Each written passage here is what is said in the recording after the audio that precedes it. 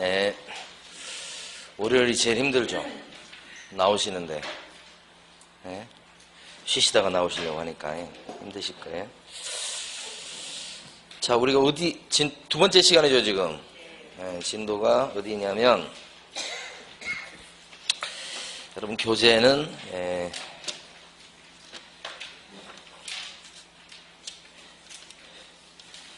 이번에는 조금 다르게 나가보죠. 교재 지금 117페이지 보시면 거기서부터 할 차례인다고 말해요. 이번 시간에 교재 순서대로 한번 나가볼게요. 여기 처음에 나와 있는 게 사무실에 걸어야 될 게 뭐냐 이렇게 나왔습니다. 게시할 사항. 게시할 서류가 왔다 갔다 할 수 있는데 5개입니다. 그래서 거기 박스에 보시면 중개사무소 등록증 원본 걸어놔야 되고 사무실에다가 등록증 원본입니다.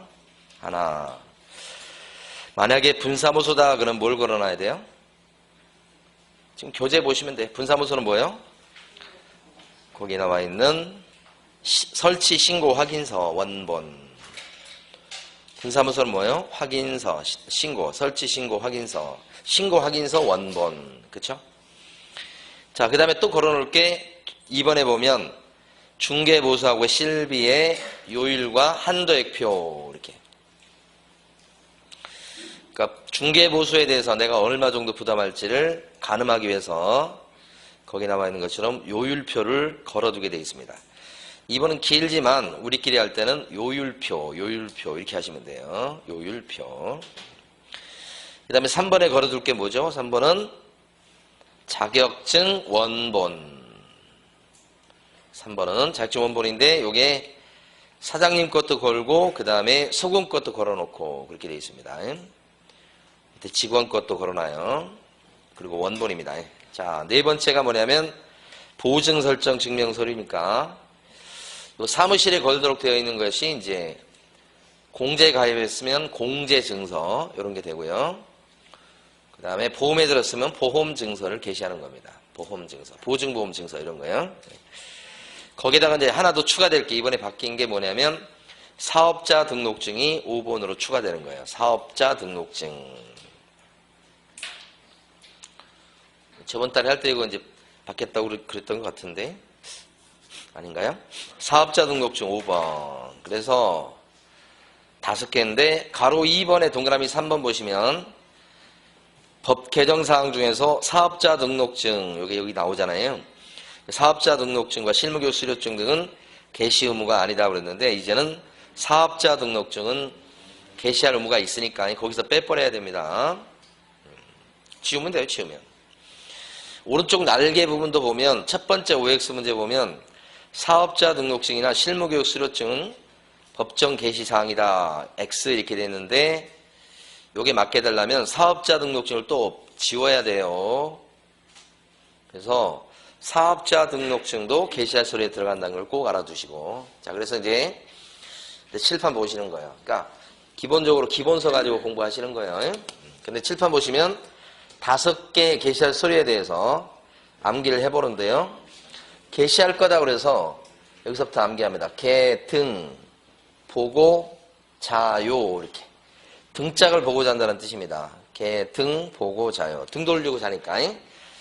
자, 그래도 사랑해 이렇게. 등짝을 돌리고 자는데도 남편이 사랑스럽다 이런 것이죠. 웃음이 안 나와도 웃어주는 센스가 있어야 되는 거예요.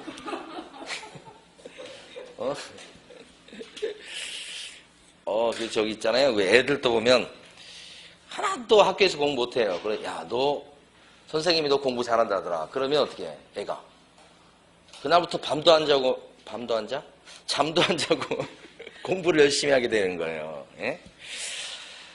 자, 개, 등, 보고, 자요. 그 몇 번 그렇게 하다가 효과가 없으면 이제 포기하는 거예요. 이제 개, 등, 보고, 자요 이렇게. 등짝을 보고 잔다는 뜻이에요.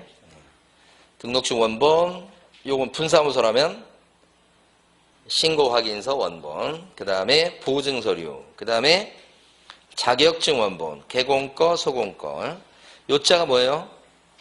요율표. 예, 그 다음에 여기 사랑해 할 때 사자는 뭐냐면 사업자 등록증이에요. 사업자 등록증까지. 그래도 사랑해. 이렇게. 이거 걸어놔야 되는데 안 걸어놓으면 100만 원 이하의 과태료 사유가 됩니다. 자, 넘어가시고.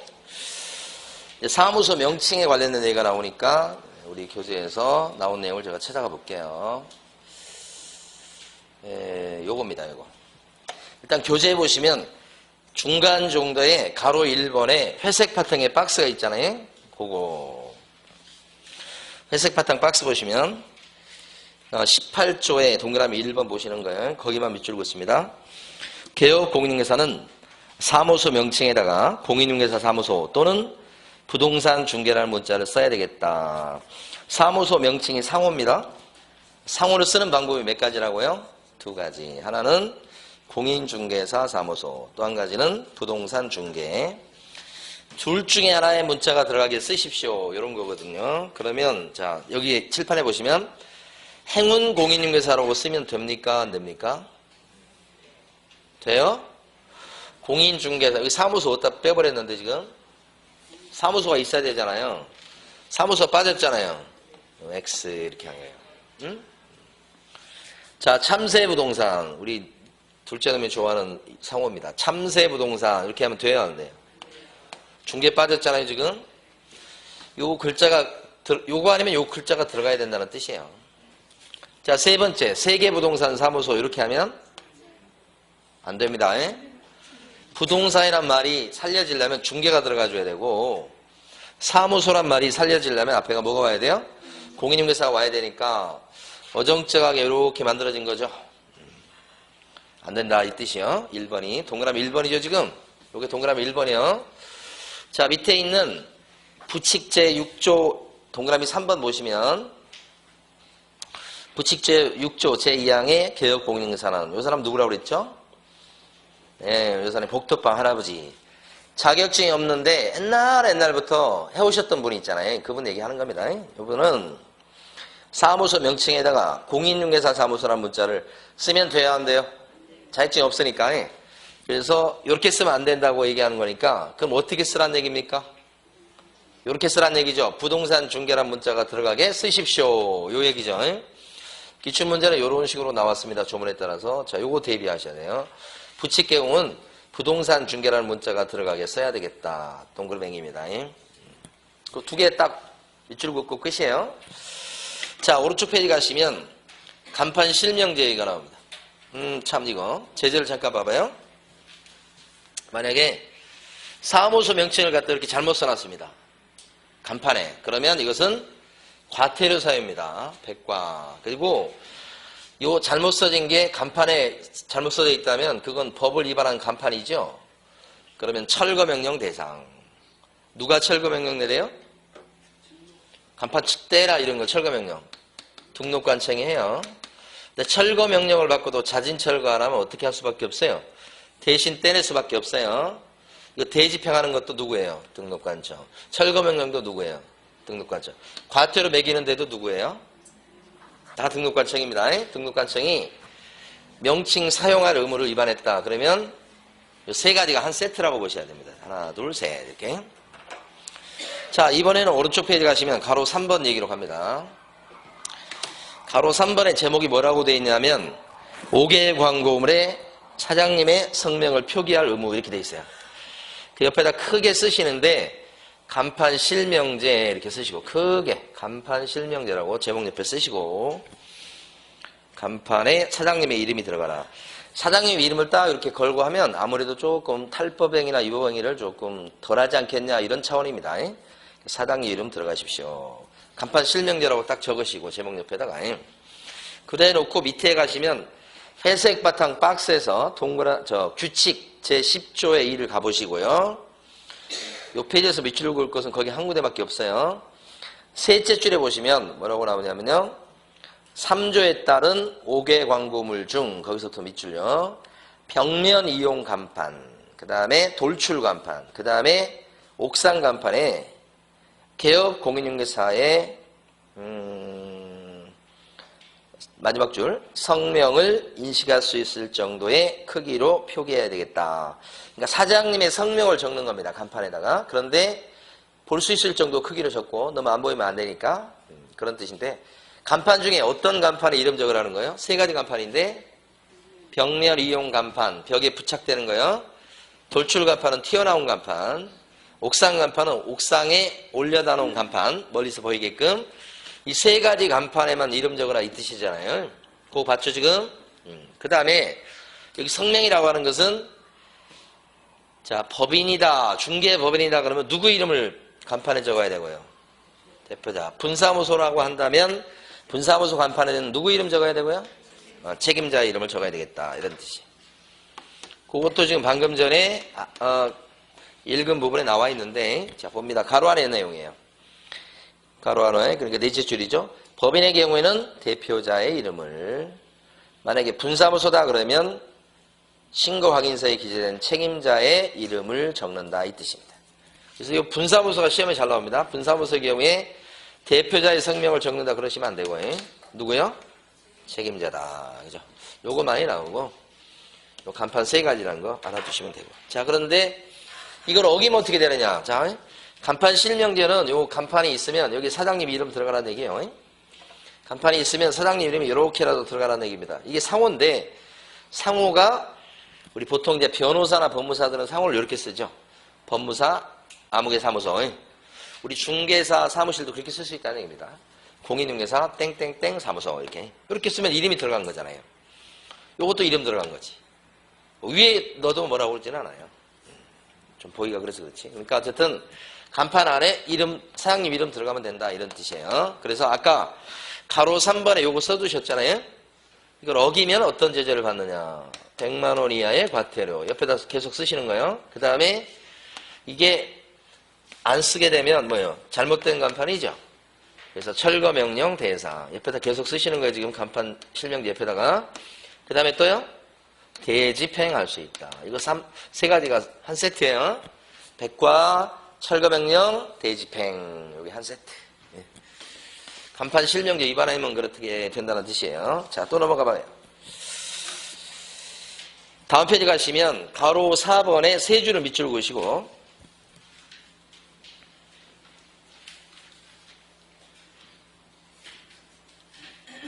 그 세 줄이 뭐냐면 등록관청은 가로 1, 가로 2, 가로 3번 어느 하나에 해당하는 위반하는 사무소의 간판등에 대해서는 철거를 명할 수 있다. 하여간 간판 실명제를 위반했다 그러면 거기에 대해서 철거 명령할 수 있죠. 누가요?를 물어봐.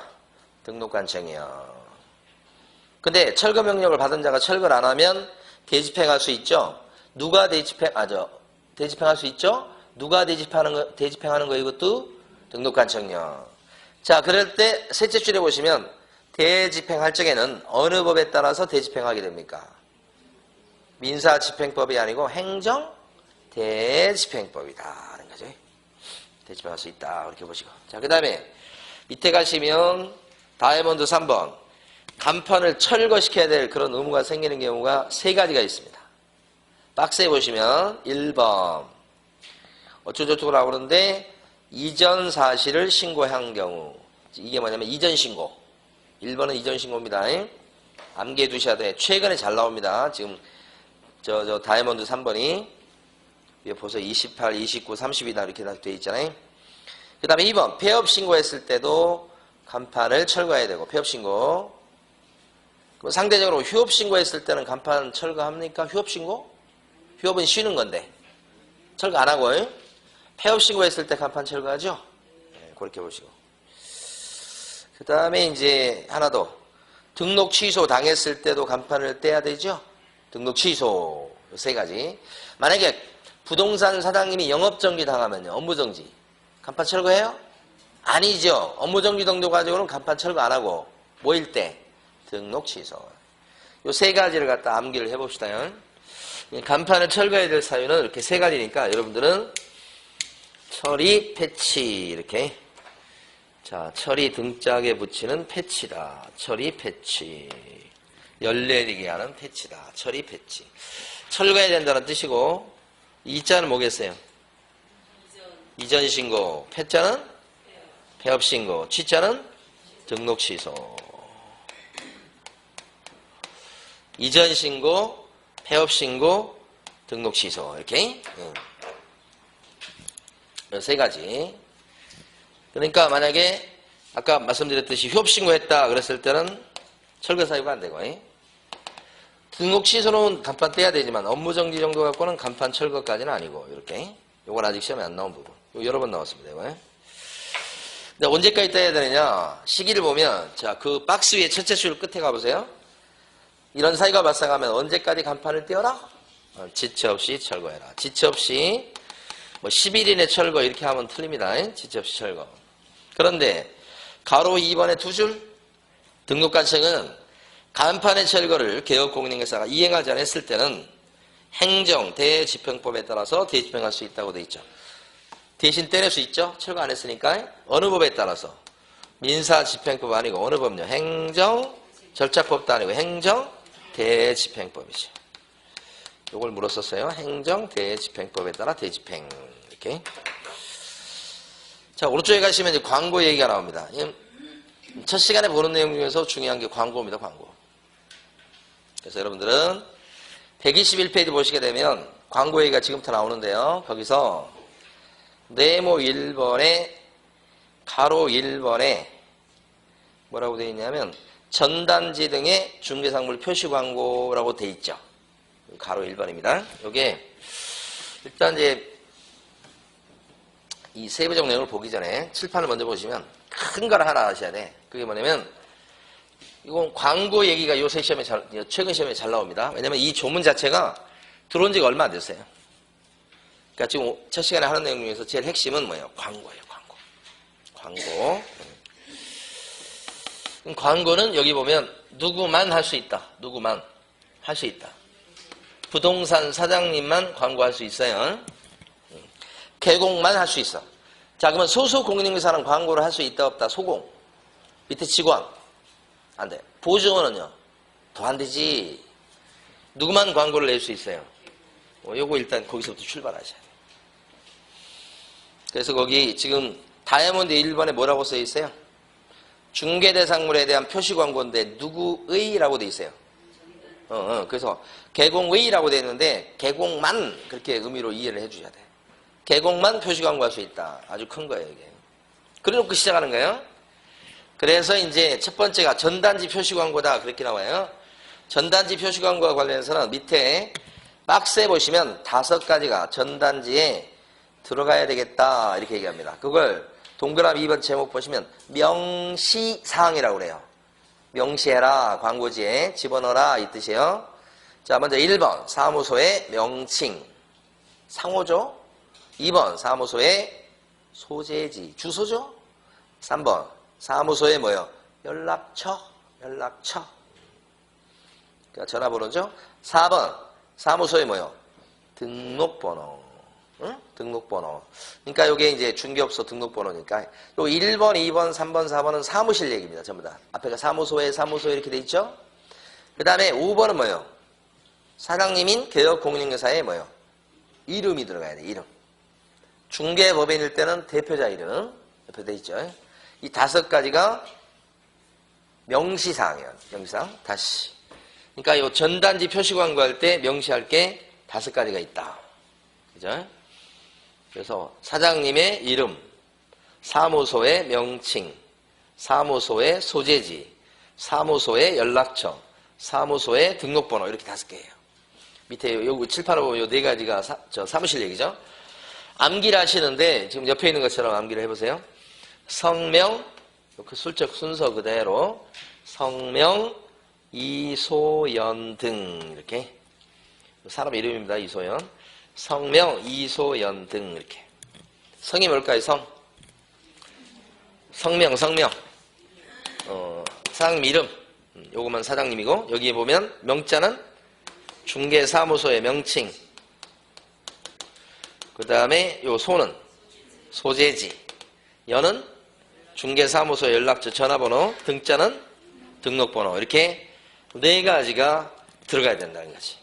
5가지가. 그게 바로 박스. 근데 요게 관련해가지고 밑에 보시면 셋째 줄에, 박스 밑에 셋째 줄에 보면 보존에 관한 사항은 표시 광고할 때 절대로 들어가면 안 된다. 이게 핵심이에요. 요 X죠. 보조원이 여기 들어가면 안 돼. 예, 들어가 버리면 보조원이 사장님 행세를 하면서 일을 할 수 있어. 광고 내면서. 독자적으로. 그런 일이 꽤 있기 때문에 그거 막으려고. 예, 그래서 보조원 이름은 들어가면 안 된다. 이게 시험에 2번이나 나온 거예요. 그러니까 집어넣어야 될 건 몇 가지요? 5가지. 만약에 전단지 광고를 하는데 사장님 이름을 빼먹었어요. 법위반이죠. 그러면 어떤 제재 받아요? 백과. 그죠? 그러니까 여러분들은 가로 1번, 위에 가로 1번에 보면 전단지 등의 중개상물 표시 광고 나온 거 있잖아요. 박스 위로. 아까 다이아몬드 1번 밑에 가로 1번에 전단지 등의 중개상물의 표시 광고라고 나온 제목 옆에다가 위반했을 때는 뭐라고 해요? 백과다. 이렇게 적어 놓으시고. 옆에다가. 자, 넘겨보세요, 이번에는. 이번엔 인터넷 광고. 그러니까 크게 보면 이제 뭐냐면, 전단지 광고 지금 했죠? 그 문제 뭐예요? 이번엔 인터넷 광고. 대부분 인터넷 광고죠. 예? 이 중개사무실에서 일을 하시면 하루 종일 하는 일이 뭘 것 같아요? 3개를 하는데. 주로 오후에 많이 하는데. 광고 올리는 거요. 또 뭐 할 것 같아요? 오후에 많이 하는데. 네? 시시때때로 하는 것 중에 뭐가 있을까요?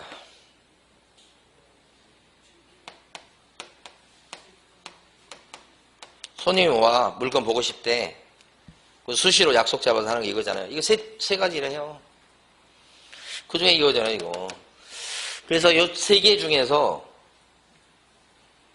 어떻게 보면 다 중요하지. 근데 요 중에서 하나만 고르라면 이게 생명줄이에요, 생명줄. 광고를 해야 누가 오든지, 그래야 뭐 보여주든지 말든지 할 거 아니에요. 그래서 이게 중요한 거예요. 그때 전단지 광고를 많이 하는 게 아니고 인터넷 광고를 하지, 주로. 인터넷 광고할 때 지금 칠판에 있는 것처럼 들어갈 게 한두 개가 아니에요. 엄청 많아. 암기하셔야 됩니다. 라고 하면 여러분이 돌아버리겠죠. 이거 어떻게 다 암기를 해요.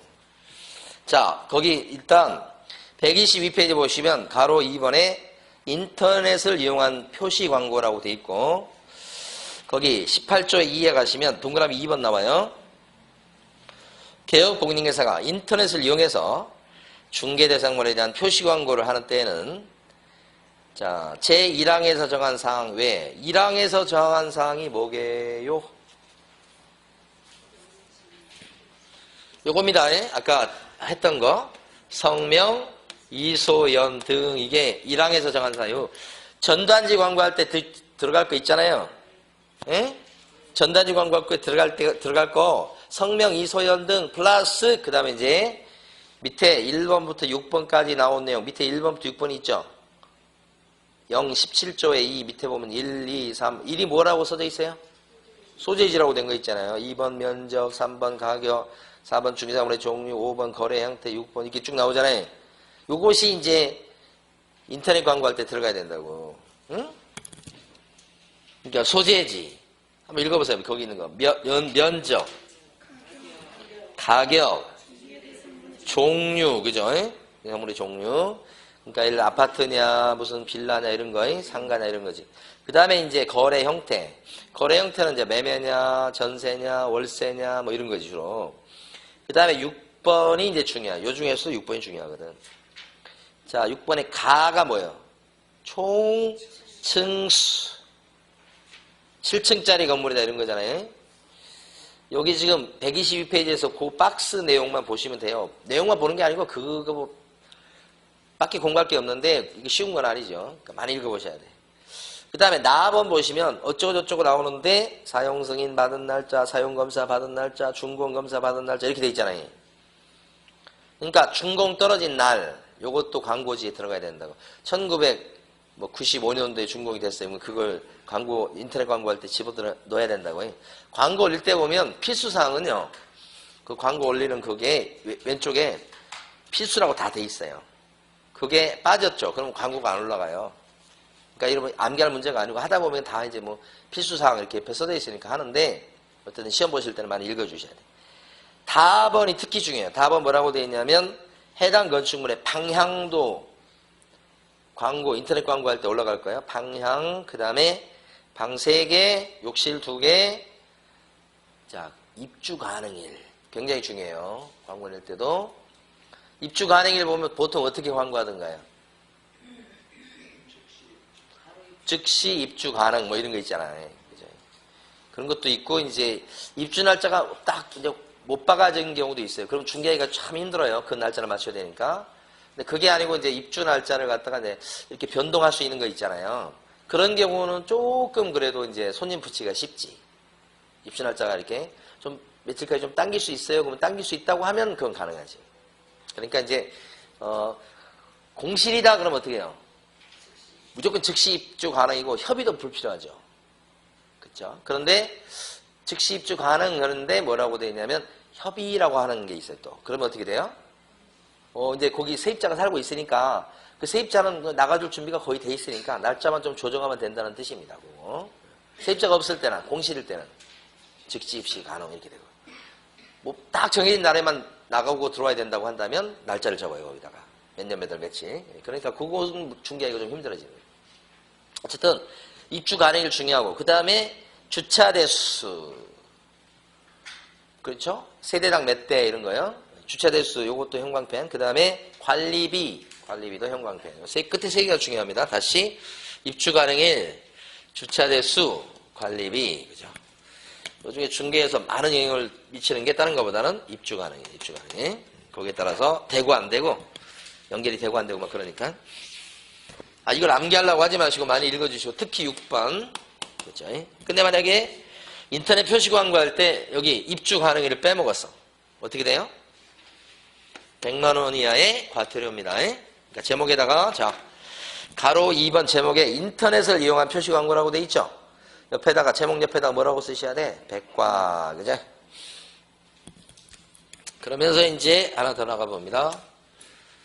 부당한 표시 광고 이렇게 돼 있죠. 부당한 표시 광고. 가로 3번에 123페이지 보세요. 123페이지.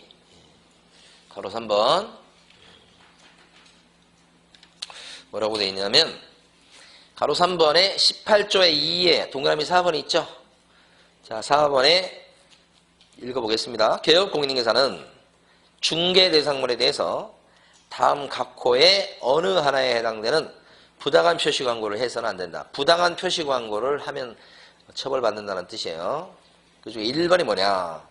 중개 대상물이 존재하지 않아서 실제로 거래를 할 수 없는 물건에 대해서 표시 광고한다. 그랬습니다. 물건이 존재하지 않아서 실제로 거래를 할 수 없는 물건인데 그걸 광고했다. 이걸 뭐라고 얘기할 수 있어요? 존재하지 않는 거니까 허위 매물이에요. 허위 매물. 있지도 않는 매물을 갖다가 광고하는 거예요. 이게 제일 나쁜 거. 그 다음에 2번.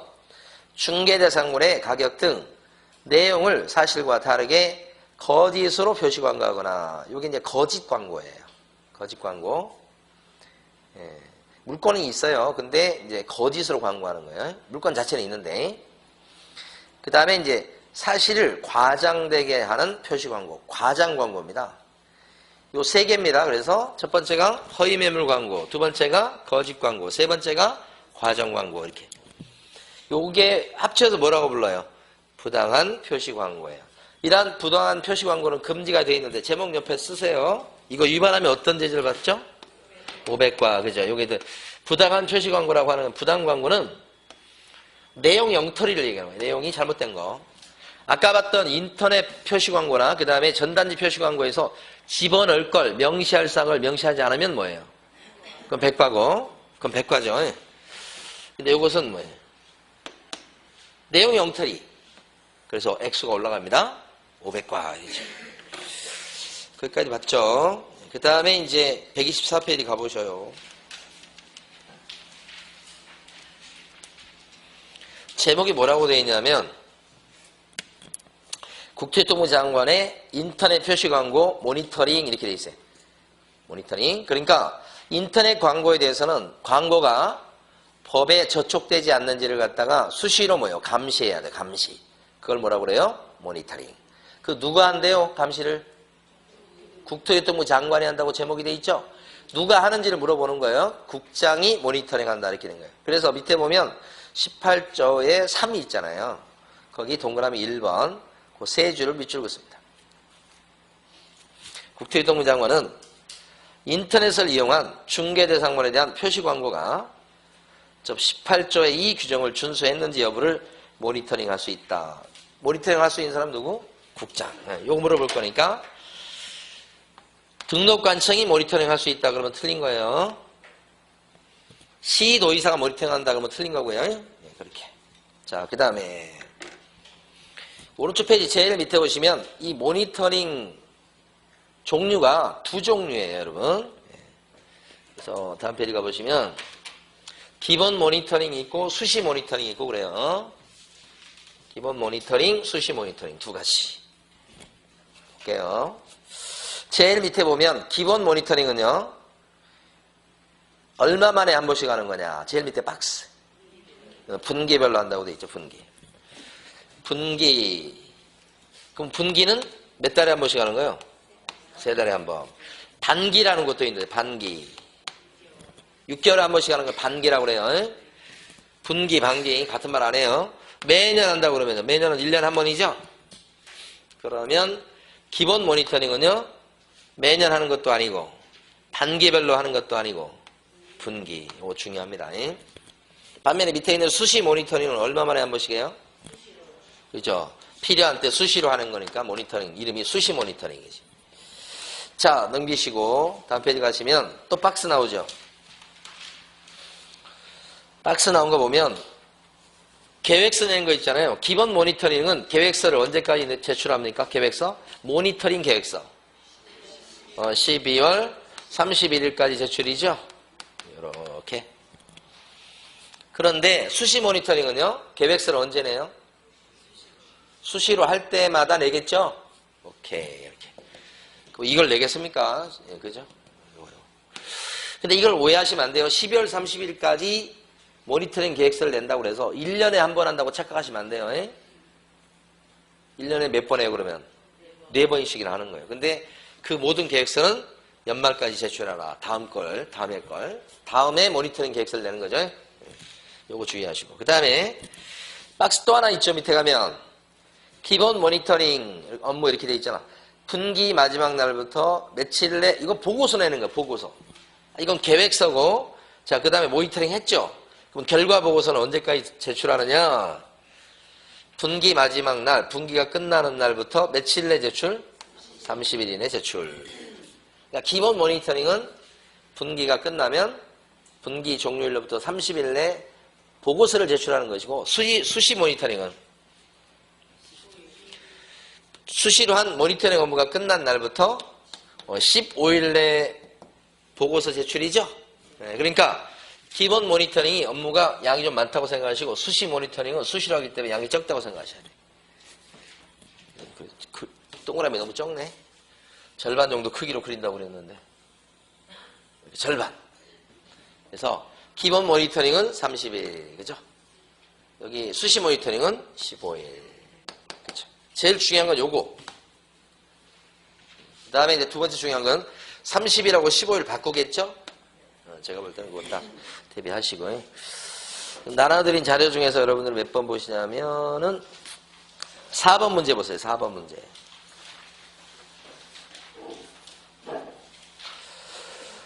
틀린 것을 했습니다. 4번 문제에서 1번 개업공인중개사는 의뢰받은 중개대상물에 대한 표시 광고를 하려면 개업공인중개사, 소속공인중개사, 보존에 관한 사항을 명시해야 되겠다 그랬습니다. 4번 문제에서 1번 O예요, X예요? X. 어디가 틀렸어요? 보존에 관한 사항은 오히려 반대로 명시해서는 안 된다죠. 그런데 소속 공인중개사에 관한 사항은 어떻게 해요? 명시하는 거예요? 안 하는 거예요? 해서는 안 되는 거예요. 어떤 거예요? 소공은? 안 한다. 소공에 관련된 사항이나 소공의 전화번호 같은 것은 어떻게 되느냐. 명시할 사항에 들어가나요? 성명, 이소, 연등할 때 그 성명 이런 것들은 전부 다 뭐예요? 개공 거잖아. 소공에 관한 사항은 명시해야 될 의무가 있는 사항은 아니야. 근데 소공에 대한 사항을 광고할 때, 인터넷 광고 그거 할 때 집어넣었어. 그럼 법 위반이에요? 아니에요? 아니다. 아니다는 거예요. 왜 놀라서요? 아니다라는데. 그러니까 그걸 집어넣어도 법 위반은 아닌데 꼭 집어넣어야 될 것은 아니고, 보존에 관한 사항처럼 집어넣으면 법 위반이 되는 것은 또 아니고, 넣어도 되고 안 넣어도 되고 꼭 집어넣어야 될 의무는 없고. 무슨 말인지 아시죠?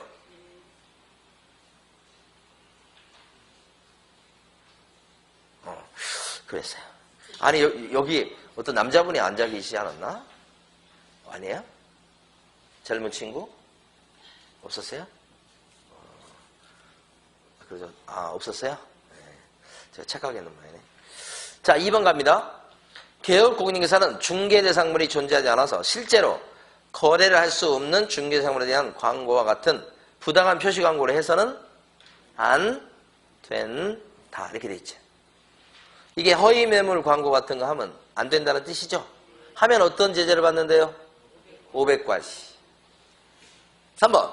개업공인인계사는 중개대상물의 가격 등 내용을 과장되게 하는 부당한 표시 광고해서는 안 된다. 과장 광고하면 안 된다는 뜻이죠. 이것도 어기면 500과시. 4번. 국토교통부 장관은 인터넷을 이용한 중개사물에 대한 표시 광고의 규정 준수 여부에 관해서 기본 모니터링과 수시 모니터링을 할 수 있다. 모니터링 종류가 두 가지죠. 기본하고 수시. 그런데 모니터링 업무를 누가 할 수 있죠? 국장이. 이거 맞는 거죠. 5번. 국토교통부 장관은 인터넷 표시 광고 모니터링 업무 수행에 필요한 전문 인력과 전담 조직을 갖췄다고 국토교통부 장관이 인정하는 단체에게 인터넷 표시 광고 모니터링 업무를 위탁할 수 있다. 이거 국장이 직접 안 하거든요. 모니터링 할 수 있는 단체에다 뭐예요? 위탁해서 해요. 현실적으로는. 네, 그래서 위탁할 수 있다는 건데, 그러나 시험에서 모니터링을 누가 할 수 있냐 이렇게 물어보면 여러분들 어떻게 하셔야 돼요? 국장이 할 수 있다 이렇게 답을 하셔야 되는 거예요. 네. 자, 쉬었다가 계속합니다.